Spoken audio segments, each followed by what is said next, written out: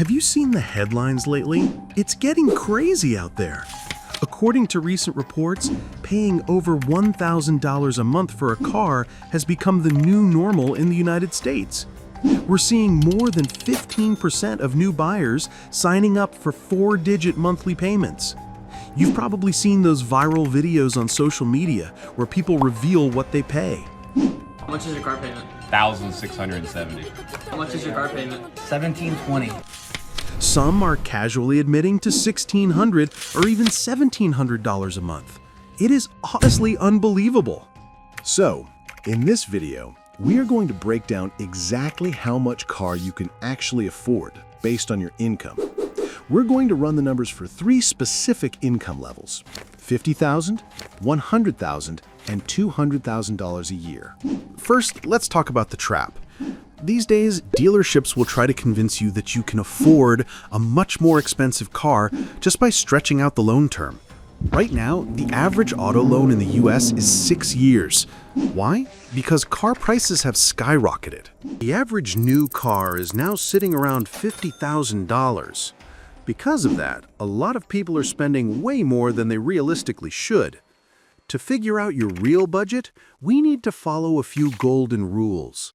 First up is the 35% rule.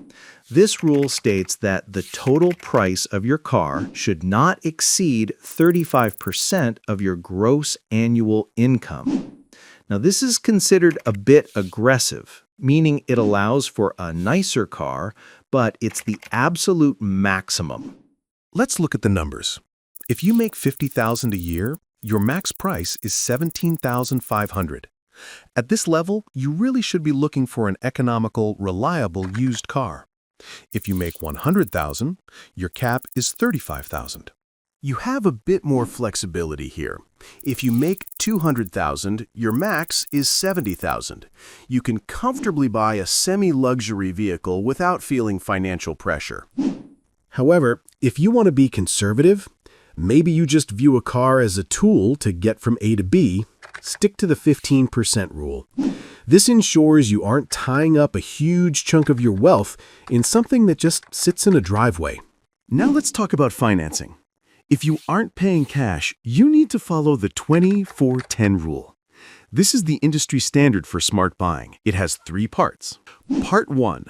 Put 20% down. You need to put at least 20% of the car's price down in cash. For a $40,000 car, that's an $8,000 down payment. This lowers your monthly payment and, crucially, keeps you from going underwater on the loan, since new cars lose about 20% of their value in the first year alone. Part 2. Choose a loan term of 4 years maximum. Longer loans make the monthly payment look smaller, but they kill you on interest. Let's do the math on a $40,000 car.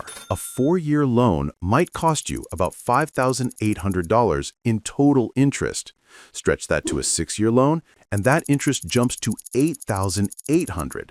That is $3,000 extra just for taking longer to pay it off. Don't do it.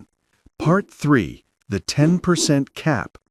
Your total monthly car expense, that includes the loan payment, insurance, and maintenance, should not be more than 10% of your gross monthly income.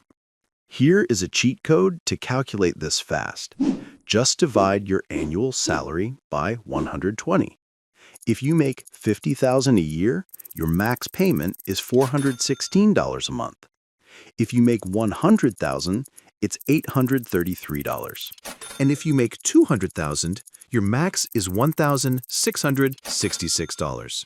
This rule ensures you actually have money left over for rent, food, savings, and investments.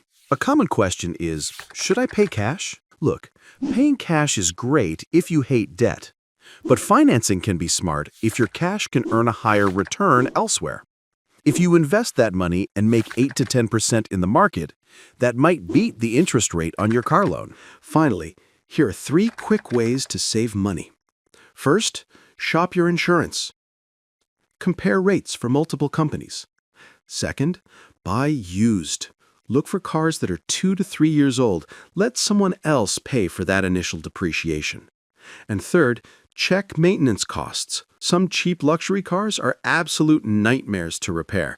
Do your research. Here is the bottom line. Most people are driving cars they cannot afford. With the average car costing $50,000, you would technically need an income of $140,000 just to follow the 35% rule comfortably. But the average income is only around $85,000.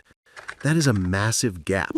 So be smart. Put 20% down, keep the loan to 4 years, keep your payment under 10% of your income, and please look for a lightly used car. That combination is how you drive a nice car without letting the payments crush you. Thanks for watching, and drive safe.